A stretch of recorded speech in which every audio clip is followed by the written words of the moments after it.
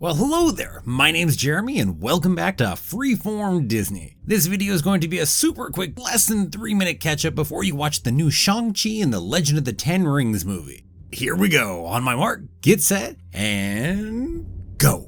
The organization The Ten Rings first appeared back in the very first MCU movie, Iron Man. They were a terrorist group that identified themselves as being part of the Ten Rings, and that was actually the group that blew up the convoy and kidnapped Tony Stark, where he later built his first proto-Iron Man suit. Now at this point, it seems to simply be operating out of Afghanistan, and the one group that we saw was killed by Obadiah Stane before the end of the movie. Later in Iron Man 2, the person who gave Ivan Vanko, Whiplash, a fake passport and tickets to the Monaco race was identified in the credits as a Ten Rings gangster. Then later still in Iron Man 3, the main villain Aldrich Killian creates a fake Mandarin character leading the Ten Rings to hide his own experiments and, well, take advantage of for his own terrorist purpose. He hires Trevor Slattery, an actor, to go ahead and play this role. That Mandarin is broadcast out to terrify the public, the government, and even Iron Man himself. Killian would later claim to be the true Mandarin, before himself later being killed. Trevor ended up in prison, but gained quite a following for his performance as Mandarin. But then we found out that the real Ten Rings organization and its actual leader were quite unhappy with Trevor and his unflattering portrayal of the leader of the Ten Rings organization. Jackson Norris, a Ten Rings agent, infiltrated the prison under the guise of making a documentary on Trevor. Trevor reveals he never actually researched the Ten Rings or his leader at all.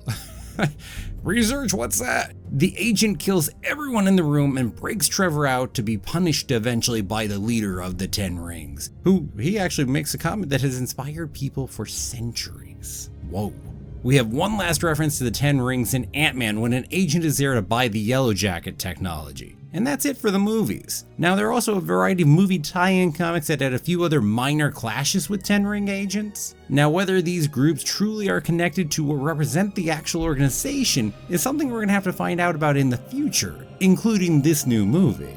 Two other quick things to know about are two characters we saw in the trailer, Abomination and Wong. Abomination was the big villain from the Incredible Hulk movie and had a big fight with Hulk in Harlem. But Abomination was originally Emil Blonsky, who had been a British special ops agent, and General Ross recruited him into the US and injected him with a new form of the super soldier serum. When that wasn't enough, Emil injected himself with some of Hulk's blood, leading to his bigger transformation into Abomination. After his defeat, he had been held in cryostasis up in Alaska. Now Wong is part of the Masters of the Mystic Arts, a group once led by the Ancient One and now by Doctor Strange. Their mission is to, well, protect our reality.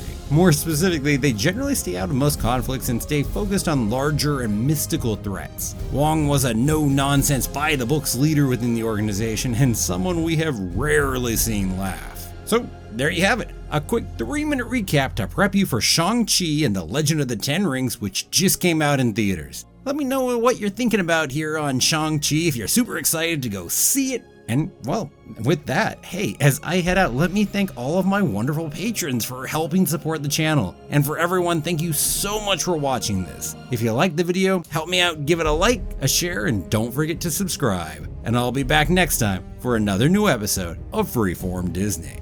Have a magical day, and may the Force be with you for all time, always.